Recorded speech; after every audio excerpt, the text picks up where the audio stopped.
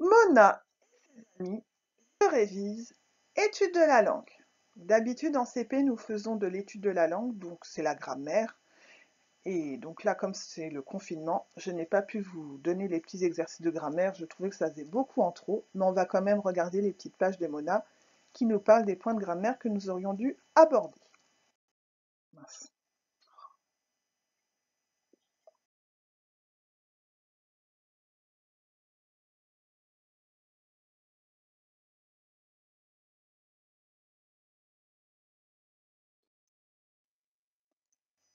Donc nous aurions dû également apprendre ce que c'était le verbe, le retrouver dans les phrases. Le verbe, c'est l'action, c'est qu'est-ce qu'on est en train de faire.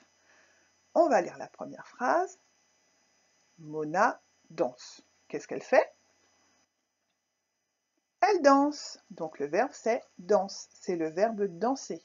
Pour savoir de quel verbe on parle, on dit je vais. Je vais danser. Et on écrira D-A-N-S-E-R. Deuxième phrase.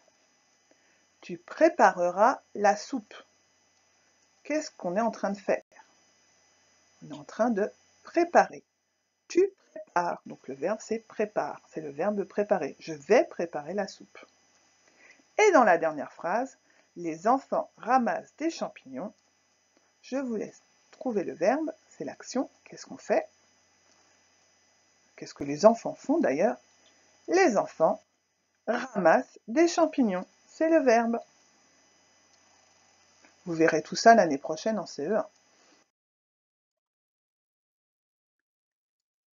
Alors, dans les verbes, c'est pareil, on met au pluriel. Ça aussi, on aurait dû le faire cette période, mais nous n'avons pas pu. Donc, première phrase, le maître arrive. Il est tout seul, le maître, c'est au singulier, un seul. Et quand on va mettre ça au pluriel, le devient les. Mettre prend S. Et le verbe, lui, son pluriel, c'est de mettre NT. Donc là, arrive ENT. On a rajouté NT. Dans la deuxième phrase, il achète un gâteau. Il, donc il était tout seul. Dans la suivante, il va prendre un S, ils vont être plusieurs. Du coup, le verbe prend ENT.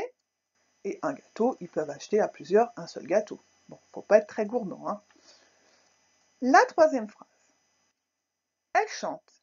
Elle prend un S au pluriel et chante ENT. Et dans la dernière phrase, le petit hérisson se cache. On va mettre tout ça au pluriel. Le va devenir petit va prendre un S. Hérisson va prendre un S. Et le verbe ENT. Donc le ENT, c'est juste quand on utilise il au pluriel ou elle au pluriel, ou tout un groupe de mots.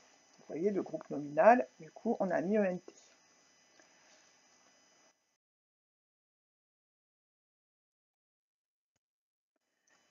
Et voilà, notre vidéo touche à sa fin. Je vous remercie d'avoir bien écouté toutes les lectures, toutes les leçons. On remercie également les éditions Magnard pour toutes les illustrations et tous leurs textes. À bientôt les CP!